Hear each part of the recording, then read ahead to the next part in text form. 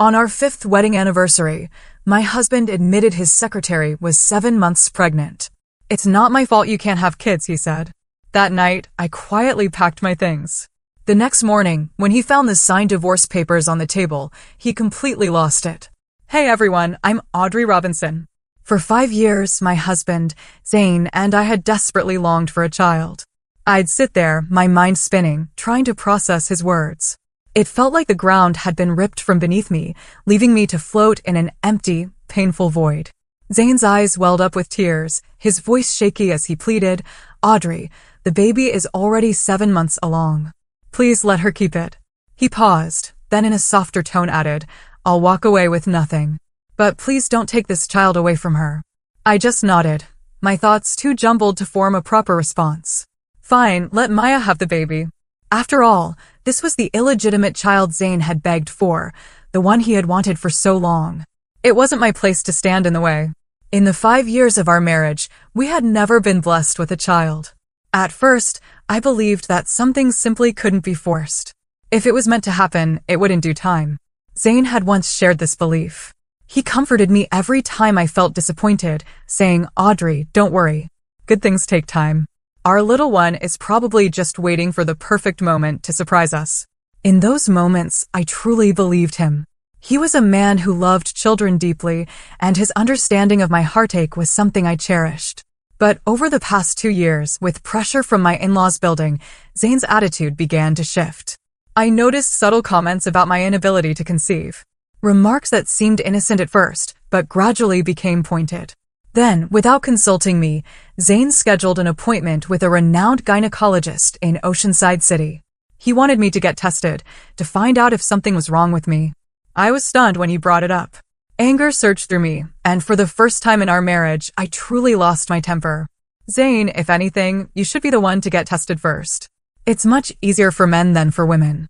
I could feel my voice shaking, but I wasn't about to back down. "If your results come back normal, then I'll consider it. That's the fairest approach and the least painful for both of us." As the words left my mouth, Zane's expression darkened, his eyes narrowing with indignation. His voice rose in protest. "How could I possibly have a problem? It's been 5 years. Are you really not going to consider our future? All I'm asking is for you to get tested. If there's an issue, we can find other ways to have a child. Don't you want to have a baby that belongs to us? One created from our love." I stood frozen, my heart pounding. His words hit me like a slap across the face. He had turned the tables, accusing me of being the one standing in the way of our future, as if he had been the only one trying, the only one sacrificing. For a moment, I couldn't recognize the man standing before me. The gentle, rational, and loving Zane I had known seemed to have disappeared. The man in front of me now was cold, calculating, and unexpectedly cruel. I took a deep breath, regaining my composure, and replied in a calm but firm tone, "If you're willing to take the test, then I will, too." But I refused to accept one-sided suspicion directed at me alone. Zane's face fell, his shoulders slumping as if the weight of my words had crushed him. He spread his hands helplessly, his lips pressed into a thin line. The warmth that once lived in his eyes had long since disappeared, replaced by an unsettling coldness. The missing ring and the confession from that moment on, Zane's behavior changed. He started going on business trips more frequently, each one lasting longer than the last. When he was home, his presence was distant, as if his mind was always elsewhere. Even when I shared stories with him, he barely reacted, offering only half-hearted responses. When I asked about his work, hoping to catch a glimpse of his world, he simply smiled and brushed it off. We were no longer even polite acquaintances, just two people bound by marriage, yet growing so far apart that the idea of mutual respect seemed like a distant memory. I foolishly believed it was just a phase, that Zane's neglect of our home was temporary, a result of his work pressure. I convinced myself it would pass. But that was before the day Zane came home from yet another business trip. And for the first time in 5 years, I noticed something that made my heart stop. A simple detail that spoke volumes. His wedding ring was gone. That ring, the one I had designed myself. From the first draft to the final design, I had spent over 30 nights meticulously perfecting every detail. Each line, each curve, every facet of the ring was carefully considered, as if crafting the very foundation of our future together. In my professional world, I was well known for my skill and precision. But when it came to designing my own wedding ring, I found myself no different from a nervous apprentice. The weight of the task hung over me. What if I made a mistake? What if it didn't turn out exactly as I had imagined? Zain had been with me through the entire process. Night after night, he sat beside me, offering quiet support. Despite knowing nothing about jewelry design, he listened attentively to my every explanation, why I chose this stone, why I favored that setting, and the meaning woven into each intricate design. He understood how much effort went into it. He understood how much love and hope I poured into the ring. But most importantly, he understood the symbolism behind it all, the dreams we had for our life together, captured in that single piece of jewelry. Suppressing the ache that began to swell in my chest, I forced myself to sound casual when I finally asked, "Where's your ring?" Zain glanced at his left hand, his finger bare, as though noticing it for the first time. His face remained calm, unaffected. After a brief moment, he chuckled softly. "Oh, I took it off when I went swimming last time and forgot to put it back on." I stared at him, my gaze fixed on his face. His words, so casual, so nonchalant, hit me like a punch to the gut. The emptiness in my chest deepened, spreading like a cold wave, chilling every thought, every hope. I could no longer convince myself this was just a phase in our marriage. I could no longer tell myself that he simply forgot. Because Zain, more than anyone, was a man of details. He noticed the little things always had. If he could forget something as significant as his wedding ring, it meant that something deeper was missing. It meant that he had stopped caring about the very things that ring represented. A wedding ring was never just a detail in a marriage. It was a symbol, a promise. And now that promise seemed fragile, almost non-existent. I swallowed hard, the lump in my throat threatening to choke me. But I knew I had to talk to him. I had to understand what had happened. What had made him start treating our marriage like a mere obligation rather than a commitment? What had changed? What had gone wrong? But before I could gather the courage to speak, before I could even bring up the conversation, something shifted that night.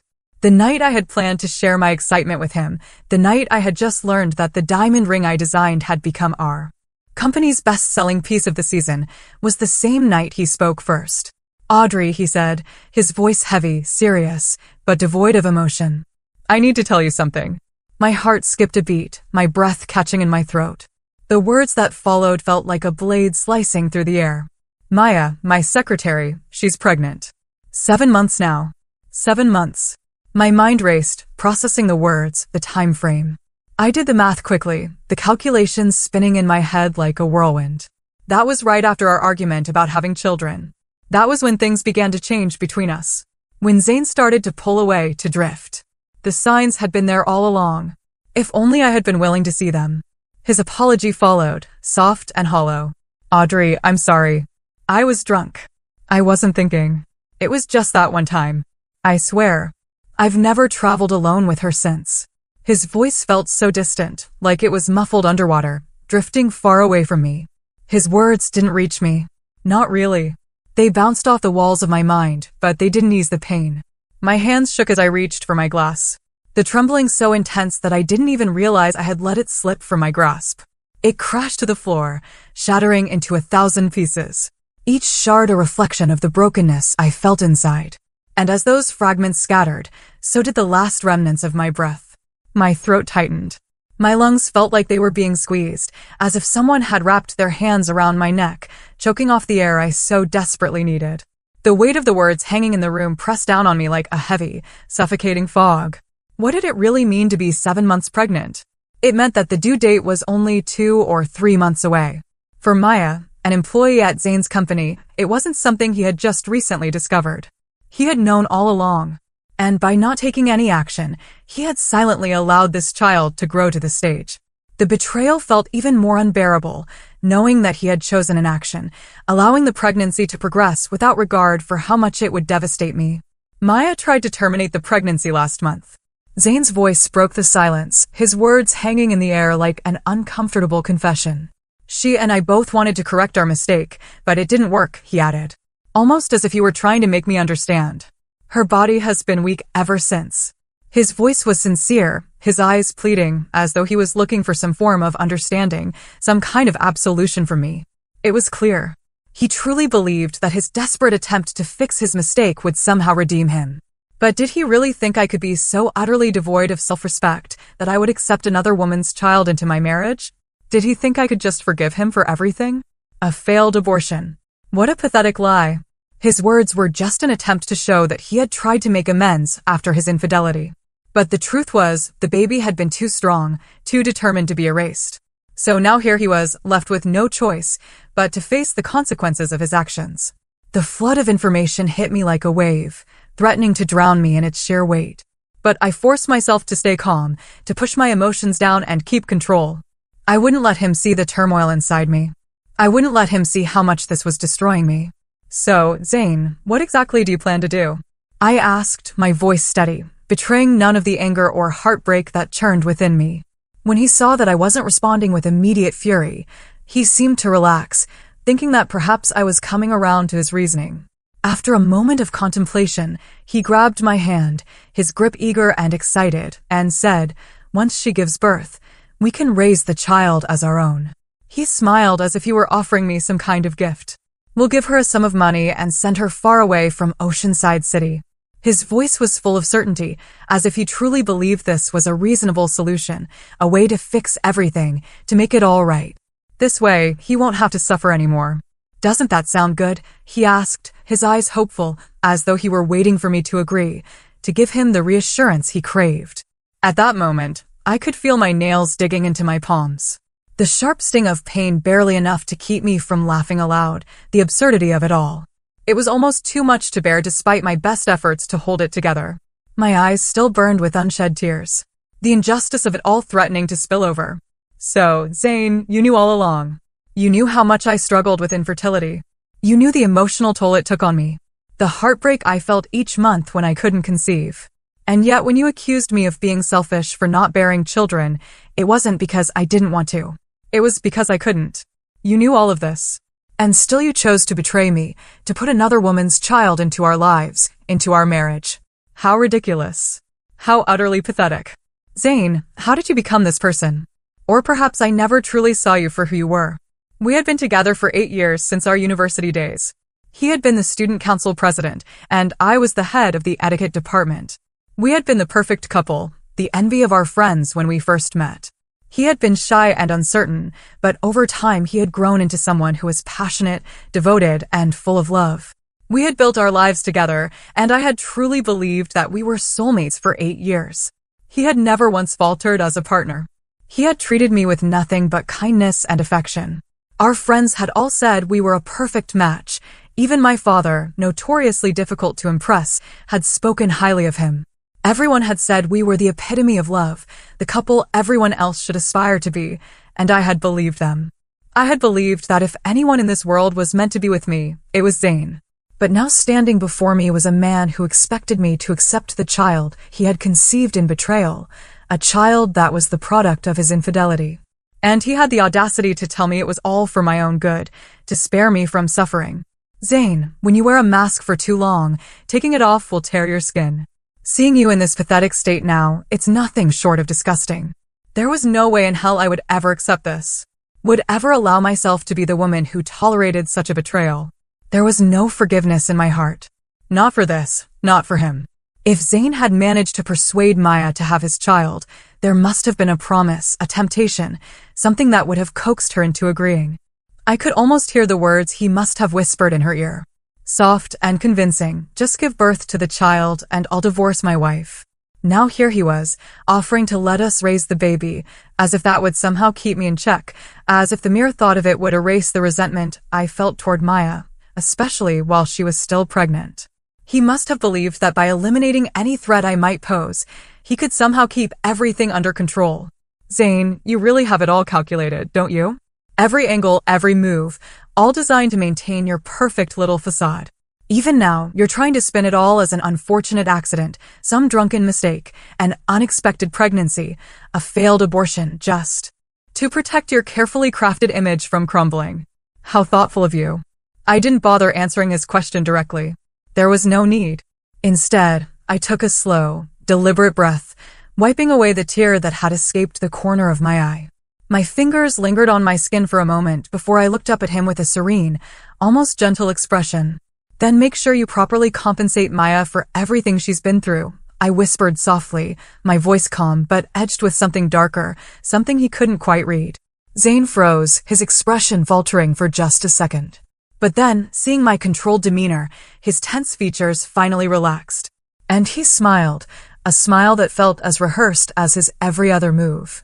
He stepped closer, the familiar warmth of his embrace wrapping around me. But there was something cold beneath it. Audrey, he murmured, his voice low and soothing. Don't overthink this. That baby is ours.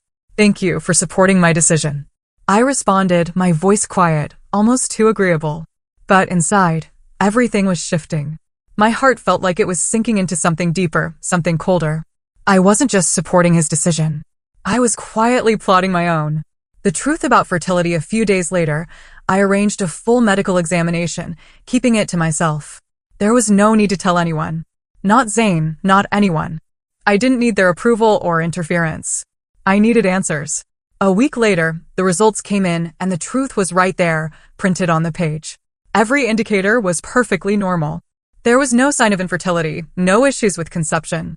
As I held the test results in my hands, a quiet relief washed over me, but it was quickly overshadowed by a heavy realization. This could only mean one thing. There was a very high chance that the child in Maya's womb wasn't Zane's at all. I stared at the paper, the weight of it sinking in. 5 years of marriage, and we had never conceived, yet they had succeeded on the very first try. The irony was almost laughable. What were they supposed to be? Two perfectly matched opposites, destined to come together and create life. It seemed like a cruel joke. My mind wandered back to that day, to the way Zane had reacted when I first asked him to get checked. How he had been so confident, so sure that he couldn't possibly be the problem. Almost like he was hiding something. A secret buried deep beneath the surface. Zane, if you want a child so badly that you'd betray our marriage, abandon every ounce of morality, and deceive everyone around you, then fine. I'll give you what you want, and I'll make sure you get exactly what you deserve. Later, when Maya came looking for me, I was sitting at the cafe downstairs, surrounded by the scattered papers of the post-nuptial property agreement.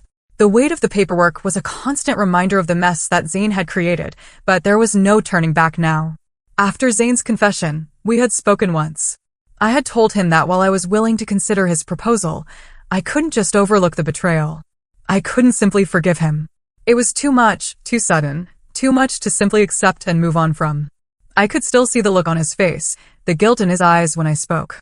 He had been filled with it, regret, shame, the kind of sorrow that only came when a person realized they truly lost something important. With reddened eyes, he had looked at me, his voice cracking as he pleaded, "Audrey, I was wrong. I really was." His words were raw, desperate. "If you can forgive me, I'll do anything to make it up to you." He had sworn as though he thought that would be enough. I had looked at him calmly, my heart pounding in my chest. I could feel the fragility of the moment, but I refused to show it. Right now, I feel incredibly insecure. "But because I truly love you, I'm willing to trust you one more time," I had said, my voice steady despite the storm inside. Zane, looking as though he had been given a second chance at life, had sworn to me with utmost sincerity, "Audrey, I will never betray you again." But inside, I knew I had to take control of the situation. The truth was, I no longer trusted him. I wasn't too sure if I ever would again, but there was something deeper driving me now. Something beyond forgiveness, something I would see through to the end, no matter where it led. I nodded as if reassured by his words. But then, as though something had just crossed my mind, I looked at Zane with a measured expression and suggested, "Zane, if you truly want to ease my worries and make me feel more secure, how about transferring our jointly owned fixed assets to my name?" The words hung in the air, and I watched as Zane's expression stiffened slightly. A flicker of hesitation crossing his face, but I didn't give him any time to think or react. I pressed on, determined to make him understand my need for reassurance. "Zane, I genuinely want to continue our life together. That's why I'm only asking for this arrangement to give me some peace of mind." I paused, my voice steady despite the turmoil inside. "If I truly wanted to leave you, I could just file for divorce instead. It's not like I'm trapped here. We've been together for 8 years. I can't just let go that easily. I will accept this child and raise them as my own. I'm willing to give you another chance." As the words left my lips, my voice trembled slightly, betraying the raw emotion I had tried so hard to suppress. A single tear slipped down my cheek, and I quickly wiped it away, my composure faltering for just a moment. Zane, who had initially hesitated, fell silent. The room seemed to grow heavy with the tension between us. His gaze was fixed on the floor, his mind seemingly at war with itself. I could tell that he was processing what I had just said, weighing the implications of my request. But eventually, after a long pause, he spoke. He chose to believe in the woman he had spent 8 years with, the one who had always been obedient and reasonable. He believed I couldn't possibly turn the tables on him, that everything was still under his control. Oh, how arrogant he was. A week later, Zane transferred all the fixed assets we had acquired after marriage into my name, and the documents were officially notarized. He did it partly out of guilt, but mostly to keep me from leaving. He was afraid. Afraid that if I realized too soon that I might be cast aside, I would do something drastic. So, with this gesture, he tried to placate me, to keep me from making any decisions he couldn't control. When Maya showed up today, I knew this moment had come. I deliberately slowed my movements as I gathered my paperwork, ensuring that the notarized documents were left in plain sight on the table. I wanted her to see them, to feel the weight of what Zane had just done. She sat down across from me, her expression neutral at first, but as soon as her eyes landed on the papers, her face tightened. The change was almost imperceptible, but I saw it. Her entire demeanor darkened in an instant. "Zane gave you all the properties?" she asked, her tone laced with barely concealed anger, her eyes narrowing. I smiled at her, my expression calm, almost amused. I wanted to show her that I was unshaken, that her anger couldn't touch me. "It's just some compensation, that's all," I replied coolly. "Why are you here, Maya?" For a moment, Maya said nothing. She absently ran her heavily adorned fingers over her round belly, her gaze flickering toward me as if trying to gauge my reaction. But when she saw how unbothered I was, disappointment flicked in her eyes. Her fingers tightened slightly around her cup, and she seemed to deflate, the confident air she had once held slipping away. Finally, after what seemed like an eternity of silence, she spoke, her voice soft but deliberate. "Audrey, I came here today to apologize to you." I raised an eyebrow, surprised by the sudden shift in tone. Maya's apology felt almost too calculated, too measured, but I remained silent, letting her continue. "I've been pregnant with Zane's child for 7 months now," she said, her voice timid, but her hand never stopped caressing her belly in that deliberate, almost provocative motion. I gave her a small nod, my face betraying nothing. I calmly lifted my coffee cup to my lips and took a sip. "He already told me," I said, my voice smooth. "Since you're 7 months along, you should focus on taking care of yourself." I let the silence stretch for a moment before adding, "If it's a Robinson child, I'm sure Zane's parents will be very welcoming." I deliberately emphasized the words, "a Robinson child," and lifted my gaze to observe her reaction. For a split second, I saw Maya stiffen, her fingers tightened around her cup. Her knuckles whitening, but it was a fleeting moment, quickly masked by her usual composed exterior. She recovered quickly, her eyes lowering slightly as she adjusted her posture. "Of course, it's Zane's child. What else would it be?" she replied, her voice firm, though a slight tremor of uncertainty lingered beneath her words. I placed my cup down, nodding slightly, acknowledging her confidence, or rather, the lack of it.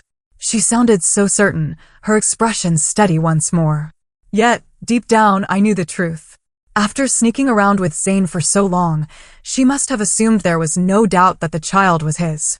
How unfortunate for her that Zane turned out to be so unreliable.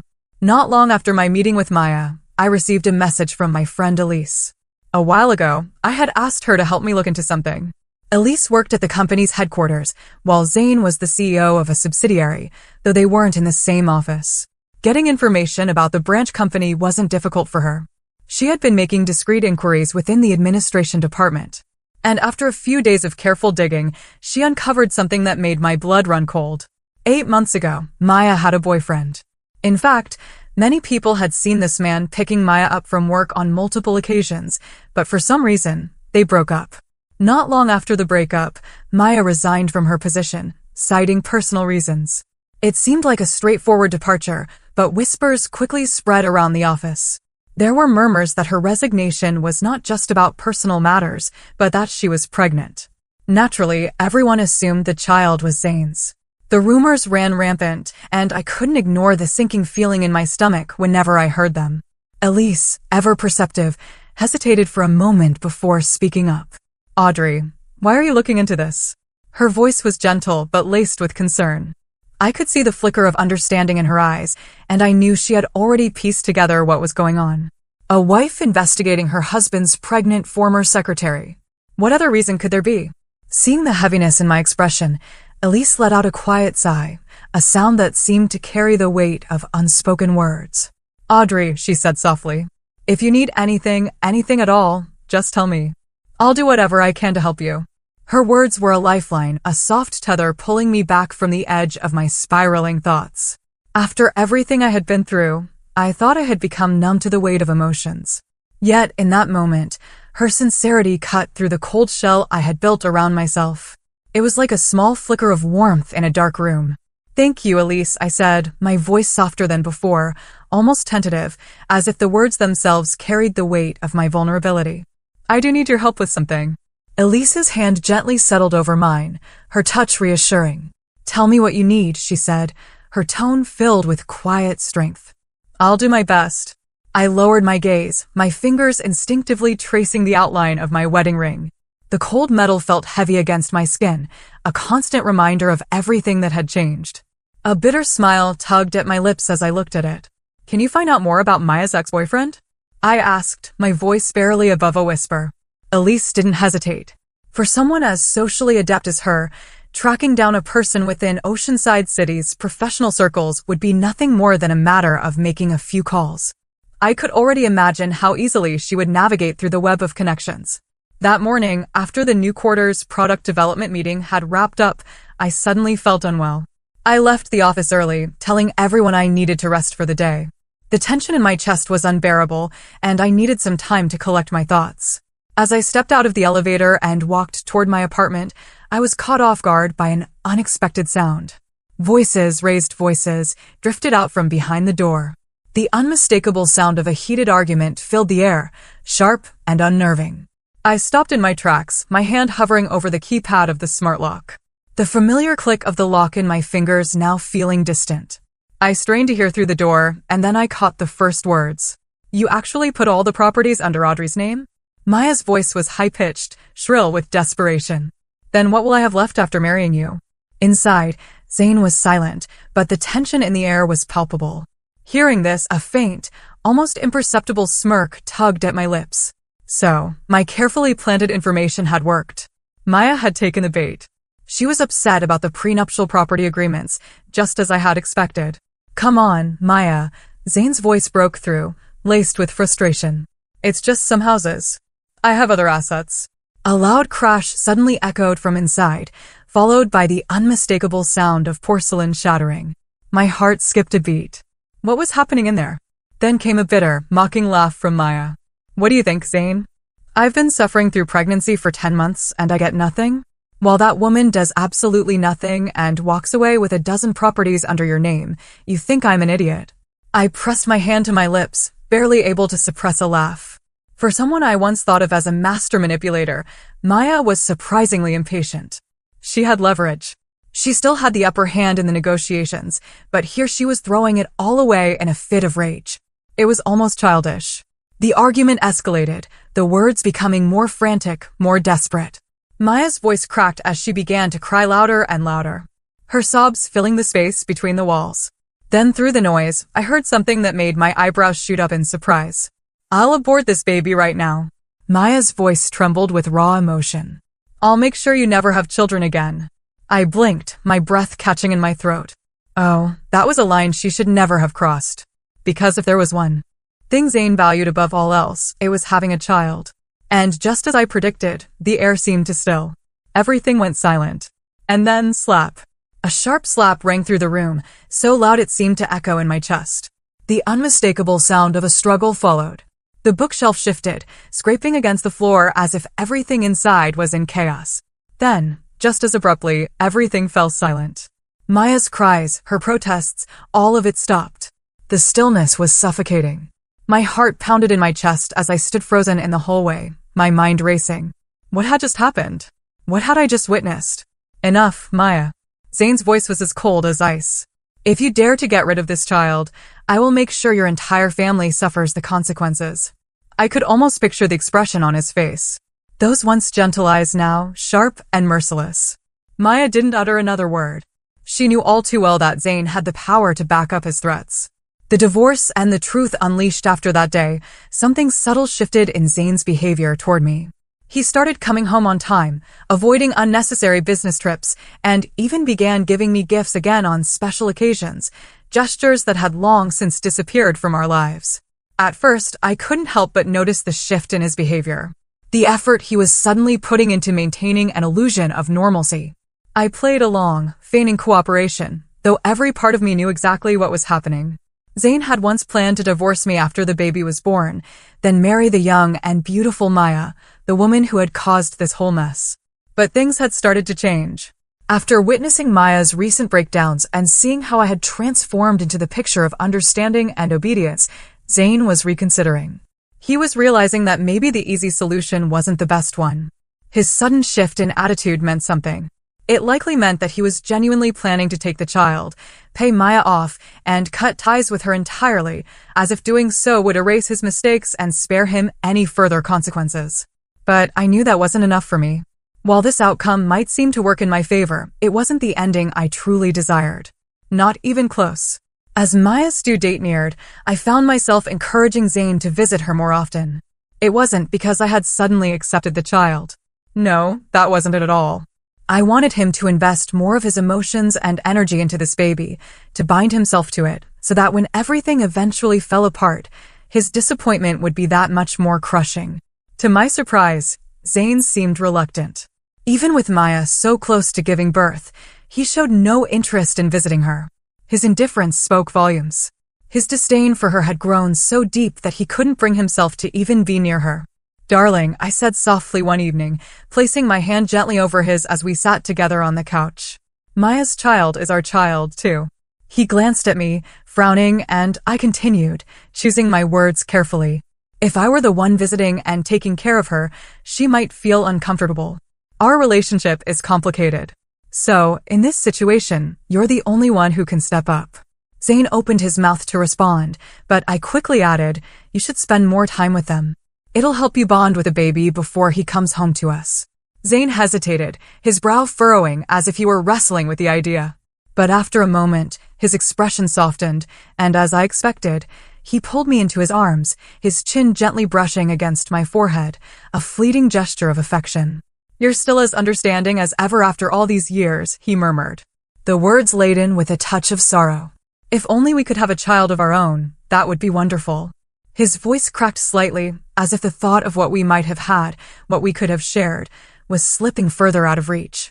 There was a deep regret in his words, a genuine longing. But it only made me more aware of the gap between us. As I leaned against his shoulder, I could feel the tension building in my chest, my expression darkened, my thoughts heavy with the truth. I could no longer ignore Zane. "I should thank the heavens for revealing your true nature to me. If I ever had a child with someone like you, it would be the greatest stain on my life." At 39 weeks pregnant, Maya gave birth to a healthy baby boy. Inside the hospital room, Zane's parents' voices filled the air, their joyful chatter drowning out the newborn's cries. Their excitement spilled out into the hallway where I stood alone, leaning against the cold wall, my face calm, betraying none of the turmoil inside. I should have known. Zane's parents had likely been aware of this child's existence from the very beginning. From the start, they had conspired with Zane and Maya, turning a blind eye to the betrayal that had tainted everything. And now they were here, celebrating the birth of a child they had chosen to ignore the origins of. As I stood there, an old memory surfaced, one from the day of my wedding. The memory of kneeling before Zane's parents, offering them tea as tradition dictated. Zane's mother had been overwhelmed with emotion that day. Her tears had glistened in her eyes, and her voice had trembled as she struggled to find the right words. But now, as I listened to her laugh in the hospital room, her joy echoing down the hallway, I couldn't help but wonder, had all of that emotion been real, or had it been a performance for my benefit? Friends and family had watched in awe, whispering among themselves. This is the first time I've ever seen a mother-in-law cry out of sheer happiness when hearing her daughter-in-law call her mom for the first time. After we married, Zane's mother took pride in introducing me at every elite gathering in Oceanside City. With a beaming smile, she would tell everyone, "This is my daughter-in-law, Audrey. She's kind, intelligent, and the lead designer at Starlight Jewelry. Zane is incredibly lucky to have married her." Back then, everyone believed it, including me.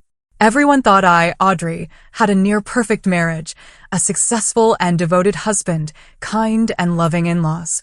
But looking at the situation now, what a cruel joke that was. Pushing those thoughts aside, I knocked on the door and stepped inside, placing the freshly made soup on the table. Just as I was about to turn and leave, Maya's voice stopped me.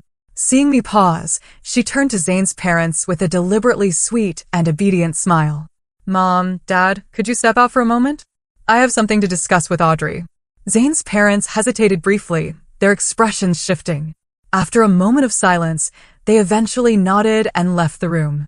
Though the awkwardness and worry in their eyes were unmistakable, I understood their concern.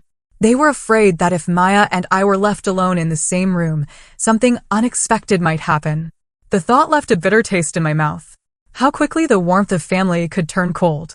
As soon as the door clicked shut, Maya's gentle demeanor vanished. Her gaze sharpened into a cold, triumphant glare. "Audrey, you've already lost. Mom and Dad just told me they're ready to have Zane file for divorce. Did you really think he was going to take the child and raise it as yours? That was just a temporary excuse to pacify you. Now that the baby is safely born, you're no longer needed.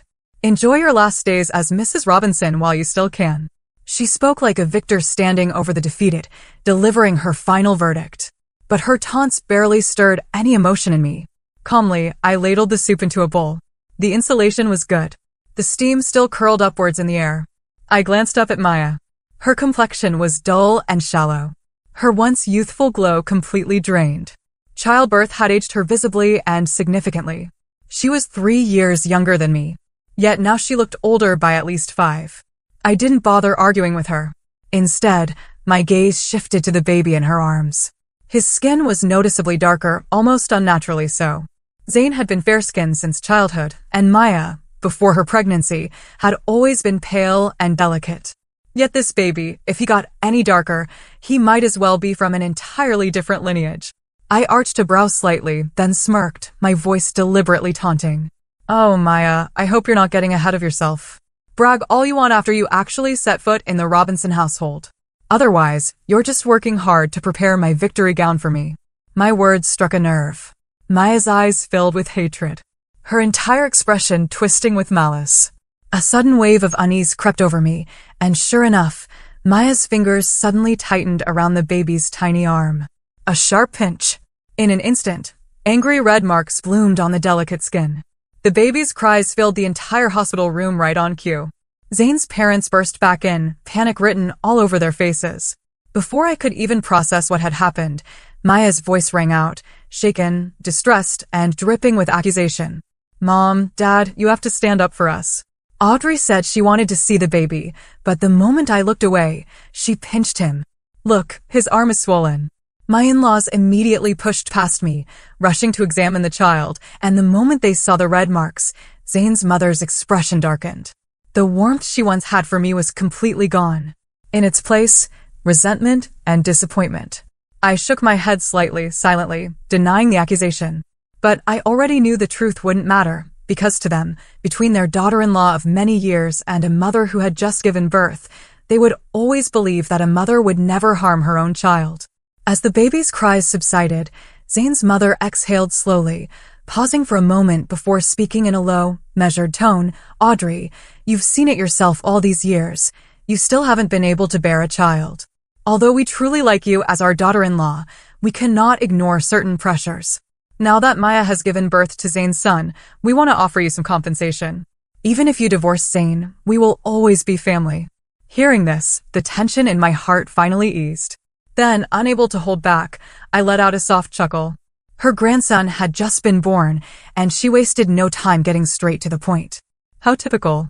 A family so hypocritical, so indifferent. I didn't bother responding to Zane's mother's so-called words of comfort. Instead, I lifted the bowl of soup I had just poured and downed it in one go. Mom, this fish soup, you taught me how to make it 4 years ago.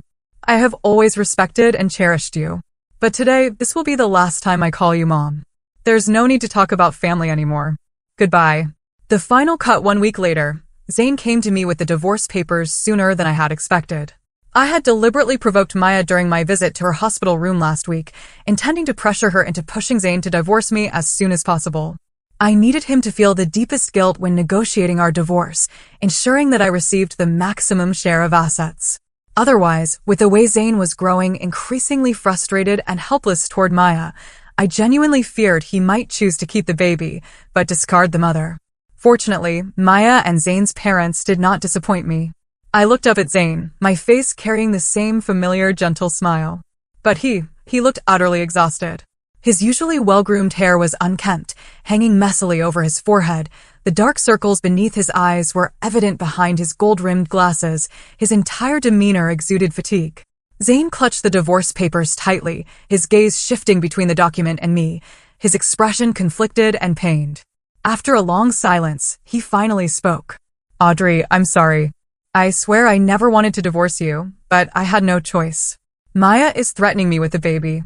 My parents are siding with her, pressuring me endlessly, so I had no other option. He slowly pushed the divorce agreement toward me. Lowering my gaze, I focused on the asset division section. Since we had already notarized the property under my name, there was no dispute there. 15 properties across various locations and 7 luxury cars. As for Zane's savings and company shares, he had written an 80-20th split, 80% to me, 20% to him. That genuinely surprised me. I had consulted a divorce lawyer beforehand.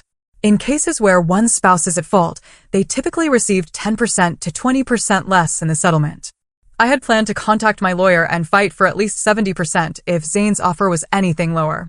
But now, this arrangement saved me the trouble. Just as I picked up the pen to sign, Zane suddenly grabbed my hand. His eyes glistened with unshed tears, and his voice trembled with emotion. Audrey, I know you've suffered during this time. I truly thought everything would go as I planned, but Maya has been threatening me every day. She says if we don't divorce, she'll jump off a building with the baby. I had no choice regarding the financial compensation. Don't worry, I will transfer everything to your name immediately. And in the future, if you don't have children of your own, you can treat our son as yours. A wave of disgust surged through me. I withdrew my hand from his grasp, my expression cold and indifferent. There's no need for that, Mr. Robinson. From now on, take care of yourself. With that, I picked up the divorce papers and walked away without looking back. Zane had no idea if I ever wanted a child, I would have one of my own. But as for him, that was no longer an option. Over the next 2 weeks, I sold off all the company shares Zane had allocated to me at a high price. The profits were significant, and as I stared at my bank account balance, I couldn't suppress a satisfied smile. I received a message from Ezra Sullivan, Maya's ex-boyfriend. In fact, the week Maya gave birth, Elise had already tracked him down, but at the time I chose not to meet him right away. I told Elise to wait until my divorce was finalized. Now that the company's shares had been sold, the timing was perfect. When I finally met Ezra, I didn't bother with pleasantries. His appearance was rugged and unrefined, resembling someone from a remote countryside, a far cry from what I had expected. I sat across from Ezra and pulled a photograph from my bag. In it, Maya was holding a baby, standing alongside the Robinson family. Ezra glanced at the picture, but showed little reaction. He recognized Maya, but his response was indifferent. We've already broken up. This has nothing to do with me. I let out a sigh, resisting the urge to roll my eyes at his obliviousness. Still, I kept my patience and nudged him further. If we go by the timeline, Maya got pregnant around August of last year. At that time, were you absolutely certain you had already broken up? Or, to put it more bluntly, are you sure you didn't sleep together after that? Ezra's brows furrowed slightly. For a moment, he seemed lost in thought, as if sifting through his memories. Then realization dawned on him. Wait, are you saying this child might be mine? I gave him a firm nod. Ezra stared at me, stunned, before slowly lowering his gaze. Back to the photograph, he sat frozen for a long time, his fingers tightening around the edges of the picture as he examined it over and over again. Then, suddenly, as if something clicked in his mind, he pulled out his phone. He scrolled quickly through his screen before handing it to me. I looked down. A long list of hotel booking records filled the screen. Most of them were from the summer of last year, between July and September. The dates aligned almost perfectly with the periods when Zane and Maya had returned from their business trips to Oceanside City. So Maya had been keeping herself busy traveling with Zane for work, then coming back to meet up with Ezra. I methodically took screenshots of every page and saved them to my phone. Then, turning back to Ezra, I proposed a deal. I can tell you the truth, but you have to promise not to mention my involvement. Ezra nodded without hesitation. All right, I said. That boy is yours, 100%. The man in this picture, he used to be my husband, but he has fertility issues. It's impossible for him to have gotten Maya pregnant.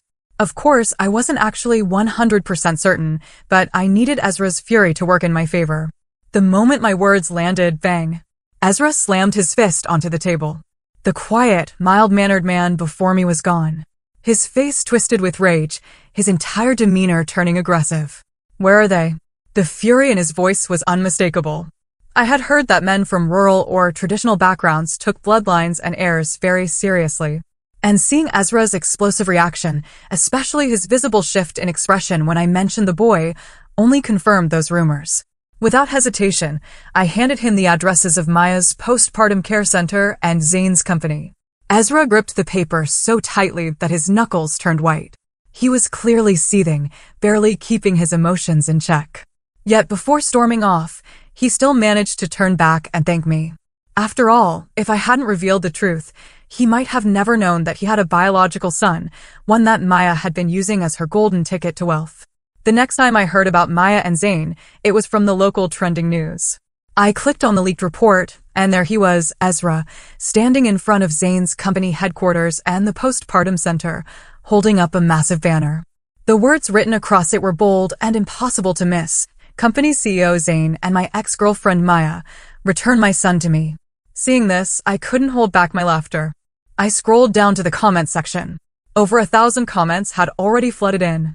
Most of them said the same thing, just get a paternity test. Nothing else matters. Honestly though, that kid looks nothing like the CEO. He's way too dark-skinned.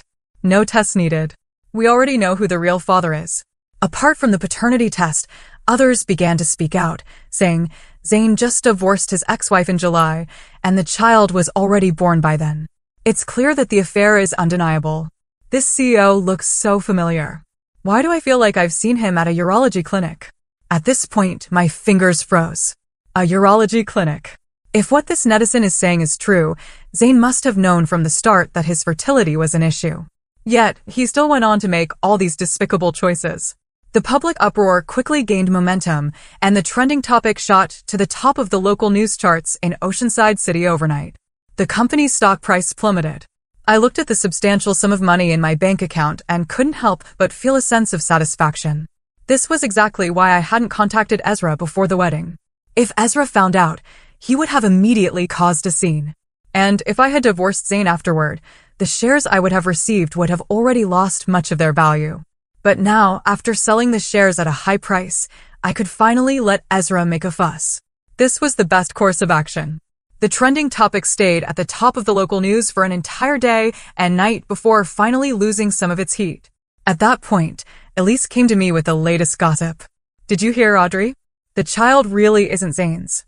Yesterday's drama caused such a stir. So many people went to that maternity center just to watch the chaos.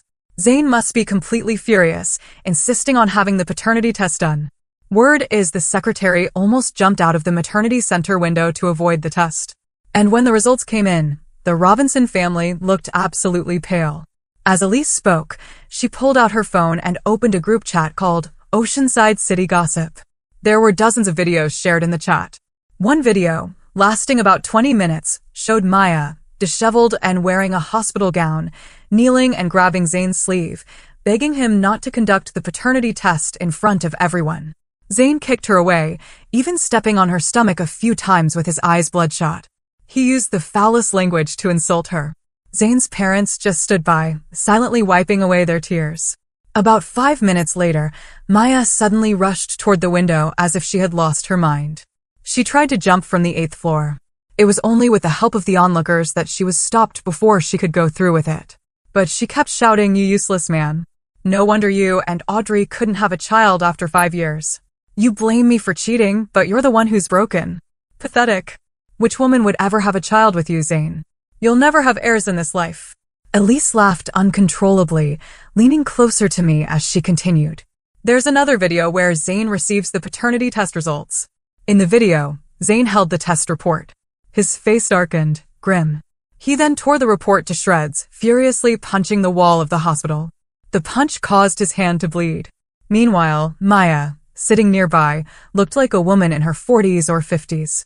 Her eyes vacant and her skin dull yellow. In her early 20s, her face had already begun to sag beyond recognition. She stared blankly out the window, completely indifferent to the noisy crowd of onlookers and reporters. Elise snickered, mocking. Now Zane's been cuckolded, his reputation in ruins, double trouble for him. Maya's dreams of entering high society are shattered.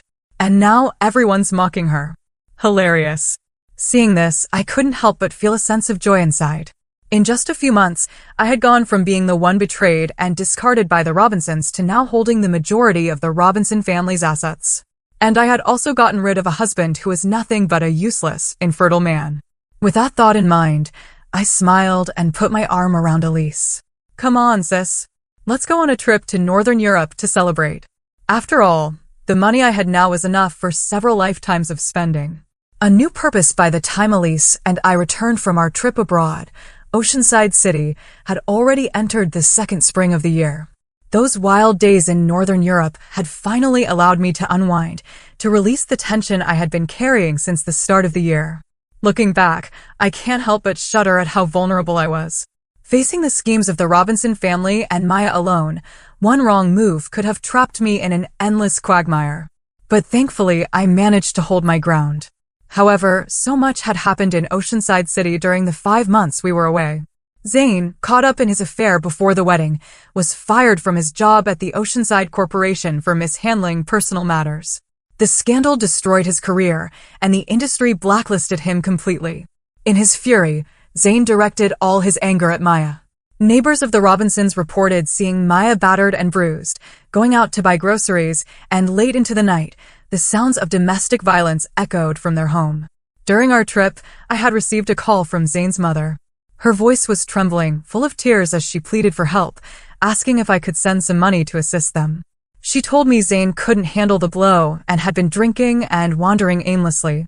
Recently, he'd been diagnosed with a difficult-to-treat illness. Maya, too, had suffered a mental breakdown and was admitted to a psychiatric hospital.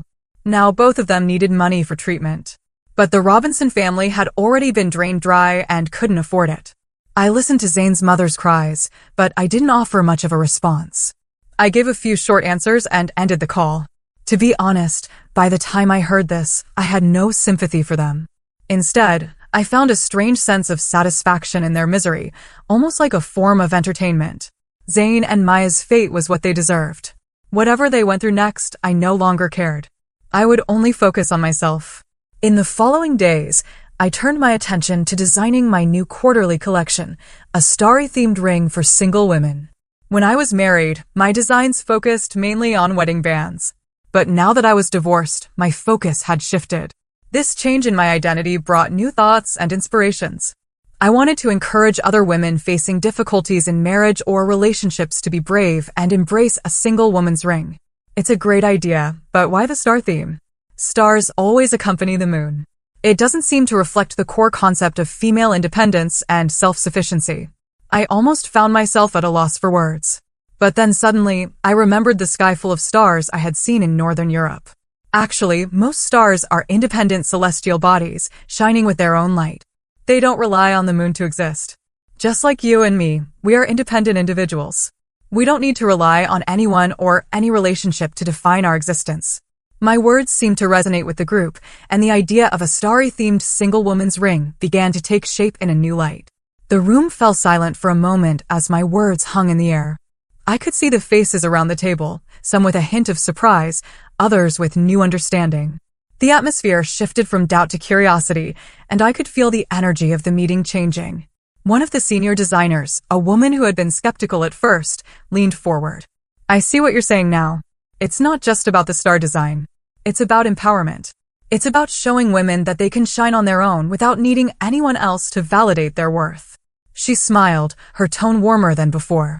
Encouraged by her response, I continued, my voice steady and confident. Exactly. This ring isn't just a piece of jewelry. It's a symbol for every woman who has walked away from a relationship that didn't serve her. For every woman who has chosen herself over societal expectations. This ring will be a reminder that she is enough on her own. The others nodded, some taking notes, others exchanging glances that spoke volumes. I could tell that the idea was finally beginning to take hold. The theme wasn't just a design concept. It was a message. A message I was passionate about, something that came from my own journey, my own transformation. The rest of the meeting went smoothly. Ideas flowed more freely, and everyone seemed energized by the new direction. As we wrapped up, the design team was already brainstorming ways to bring the starry-themed ring to life. And I could sense a real excitement in the air. As I walked out of the meeting room, I felt a sense of accomplishment. It wasn't just about the designs anymore. It was about creating something meaningful, something that could make a difference in the lives of women. For the first time in a long while, I felt like I was truly on the right path. I had started this journey, unsure of myself, unsure of my future. But now, with each step I took, I was becoming the woman I had always wanted to be. Strong, independent, and unapologetically myself. And that, I realized, was the greatest design of all. Thank you for watching today's story. Take care. Good luck.